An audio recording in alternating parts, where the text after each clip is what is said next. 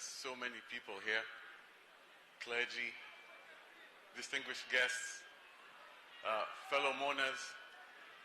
If I could have your attention for a bit. I've been struggling to come here, but this time I do realize I prayed for this, and I realized he would want me to say something, so this wouldn't be for me. This would be what he would want me to tell you at this point. And it might offend some, it might be boring for others, but you'll know that it's coming from him. So, the first thing I keep hearing, you know this is not supposed to be a political event, but the reason is people forget the reason why my father would say that. It's because deep down, and it has been said before, he believed everybody was the same. And he thought things like politics, tribe, all of that stopped people from being the best version of themselves. He thought that if anybody ever focused on that, they forgot on just doing what they're supposed to do and being the best version of themselves. So that's one thing I'm happy that everybody's here, and you can tell, those who remember him, those who spend time with him, they always say it always comes back, and for that, I'm very grateful and very respectful. So that's the first thing. There are two things I have to say. Sorry, let me calm down. So there are three types of knowledge. There's explicit knowledge. This is where somebody has to tell you directly what to do. This is what you expect all the time. Somebody comes and tells you, do this, do this, do this. And you think you'll be learning. The second is implicit knowledge. This you're not told. This you watch, you look around, and you learn what to do. You learn how to react. You learn how to carry yourself. And then the last one, which has really hit me of late, is tacit knowledge. Tacit knowledge, you will be told time and time again by many different people, but you don't realize how important it is until you are there at that time. And that keeps on coming. And I think that was the strength of my father. It's because he was brash, he was straightforward, he was not perfect. But he taught me it doesn't matter what a person is.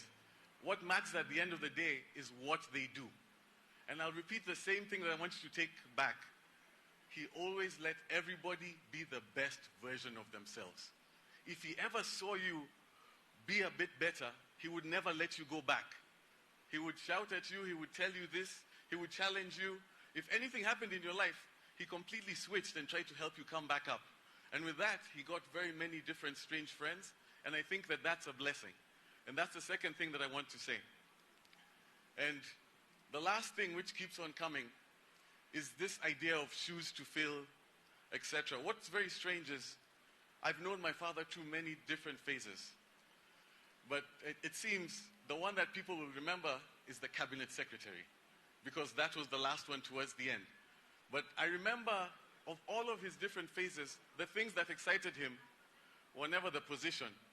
The thing that excited him was the ability to do something. And I remember this story came to me yesterday, and I started smiling. Was the first time the results came out, and he got the call when he found out where number one came from. And I can't remember, it was this young girl. And I remember he was with me at the time, and he was so happy, because it has been said here, it's because he was able to give somebody a chance. And I think that's what needs to be remembered. He believed everybody was the same, and he always believed he would fight to give you the chance to do as much as you can for everyone.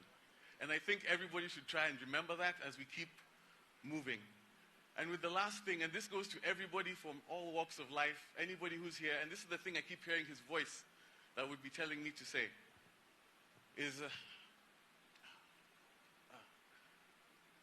right now at this point, he wouldn't be too happy that everybody's focusing on the man. He would be happier in people focusing on the deeds. He would know that he was great, but what he would say is this, and he would tell me this: I understand it's well wishes if you keep telling me that I have big shoes to fill. He would laugh because he knows, and he has trained me. That is not the point. The point is for me to do my best, and if I see if I can help, I will try and help and make everybody be equal. I know that's my job. But the point that everybody else is missing, don't focus on him. Focus on what he would want. And what he would want is very simple. I don't have big shoes to fill. We all have big shoes to fill. This is for all of you. Wherever you go, start now. Be honest, try your best, upset people, but be forthright. You don't have to be the best person in the world. You don't have to be the nicest person in the world. But you know what you can do? You can give everybody an equal chance in whatever it is that you do. And if you do that, you will be honoring the memory of my father. So thank you all.